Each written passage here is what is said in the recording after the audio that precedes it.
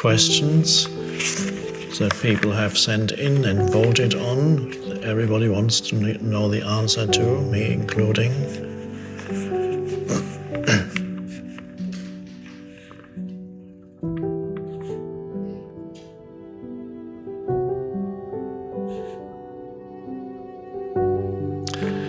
If, let's say, we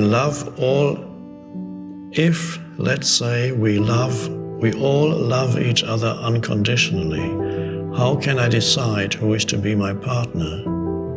Is this based on physical attraction? Isn't this a contradiction with this higher state of consciousness?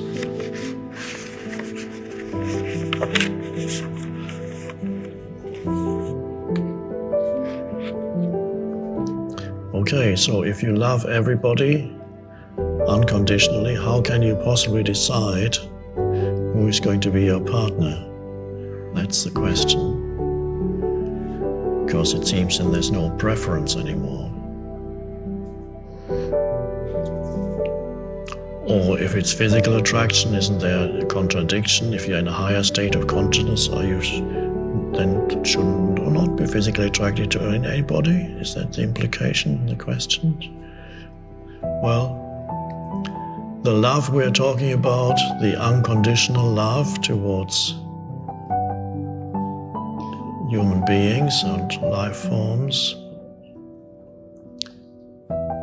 is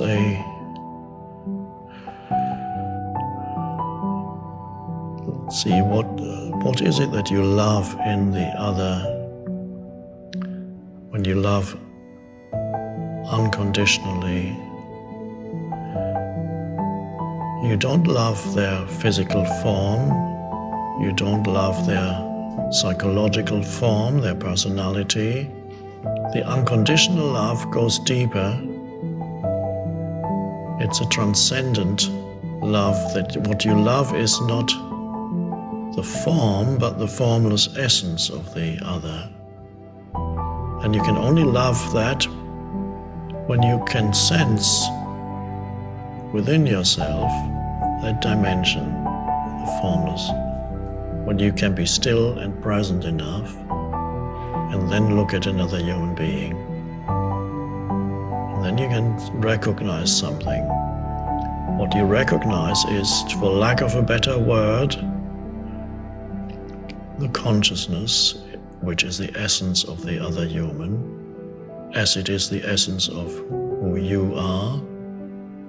Consciousness prior to the consciousness being born into some kind of form, personality, which is there, and the physical form, which is there.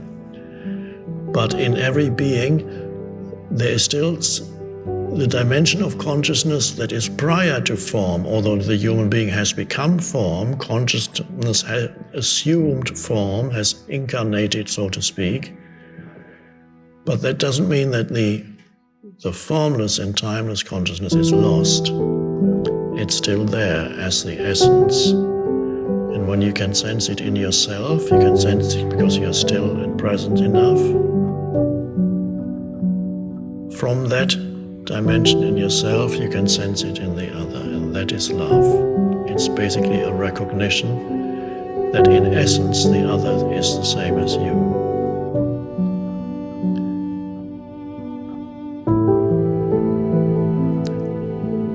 But then, of course, there's always, that is the transcendent dimension to every human being.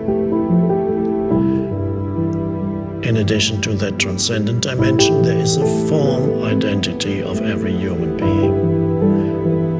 Every human being has a physical form and emotional form and a mental form. That's the inner, that's the personality. So the physical appearance and the personality, consisting of mental, emotional conditioning, and so on.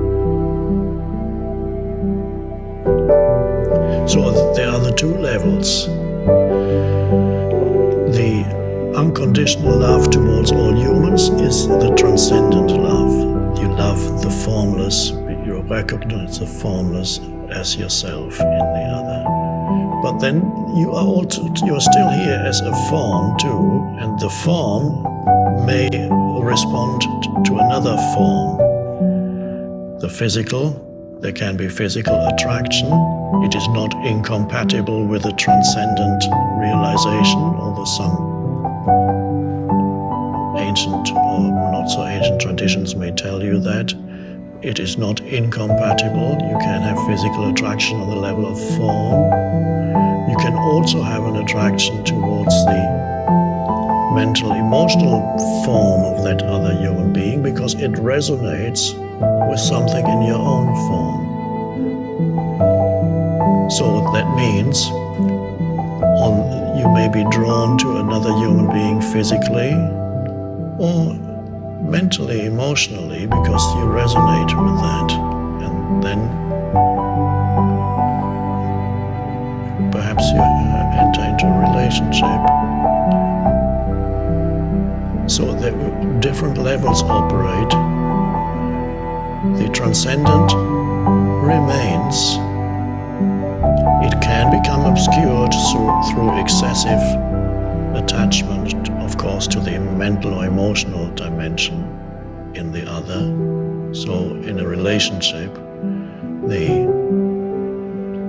realization of essence, identity, as I sometimes call it, can become obscured when form identity takes over completely, which could happen through the pain body, which could happen through emotional, getting identified with arising emotions and losing touch with the transcendent. Yes, that can happen, but it's not incompatible. Everybody's challenge is to balance the two in their lives, in their relationships, to relate to the other on the transcendent level, and at the same time, if it's there, on an emotional, mental, physical level. Without the transcendent dimension in a relationship, it's not ultimately satisfying and it cannot really truly work for long if the transcendent is missing completely in a relationship. It's physical attraction and attraction between personalities is not enough to keep it going. It can be going for a while, but then it becomes frustrating and you see more and more of the limitations of the other person. And the other person sees more and more of your limitations, which are always there. And when you live together, it becomes very obvious that the other person has his or her limitations.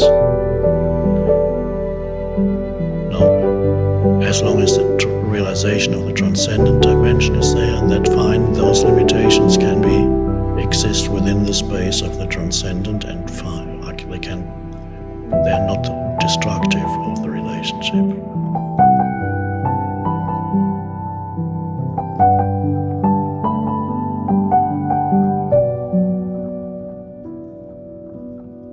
Now you may find it's sometimes easier to have this unconditional love towards people that you don't know so well than towards people with whom you share a lot of past. Because they're the past, the form identity of that person can be very powerfully there in your mind, in your interaction. So that's the challenge of being present with family members, parents, grown-up children, and so on. And of course, as you know, Ram Dass recommends, if you think you're enlightened, as a test, he recommends that you spend 2 weeks with your parents. And that will tell you whether you're really enlightened or not. Go and spend 2 weeks, stay with your parents for 2 weeks. In most cases, that is a good test, unless your parents are enlightened, in which case there's not much point in using it. It doesn't tell you anything.